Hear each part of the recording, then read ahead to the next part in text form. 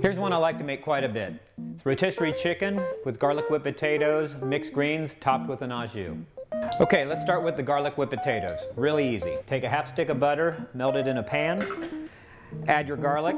I don't measure, so use as much garlic as you like. I like to make them garlicky. So just cook down the garlic a little bit in the butter so the garlic will get the flavor released into there as much as you can, and you also want to soften it up. And that should be about it. Don't be a snob, but we're going to use freeze-dried potatoes. No one will ever know by the time you're finished cooking them. First thing you do is just follow the recipe, add as much water as they say to add, but take about a quarter out because we're going to add a little cream in its place to richen up the potatoes. So the first thing I did is add a half a cube of chicken bouillon. Instead of salt, it just adds a little bit more flavor. And add that in. Now we're going to add a little bit of the cream to whip them up, also make them a little bit richer.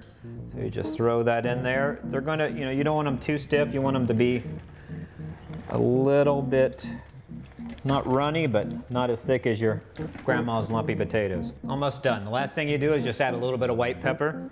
I add white pepper because the black specks don't show up in the potatoes. Makes them nicer for presentation. Also has just a better flavor in my opinion. And that's it. Okay, now let's make the au jus to pour on top of the chicken. First, take a half cup of water and a half a bouillon cube. Just reduce it in a pan. Get it to boil. I'm going to show you a quick and easy way to bone a rotisserie chicken.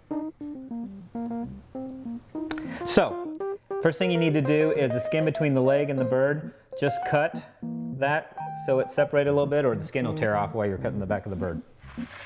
Next thing you do is find the backbone of the bird.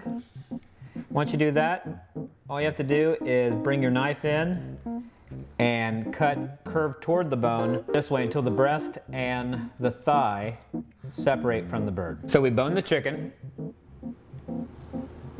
Let's plate it up. Arrange it on the plate, your half chicken, your thigh. You've already got your whipped potatoes. We added our mixed greens, a couple strips of onions, as well as topped it with a little bit of balsamic vinaigrette. And then from here, just simply top everything with your au jus. And the last most important step is take all your containers, bury them deep in the garbage, put stuff on top of them, take all the credit. Remember, it's not cheating if it's good eating.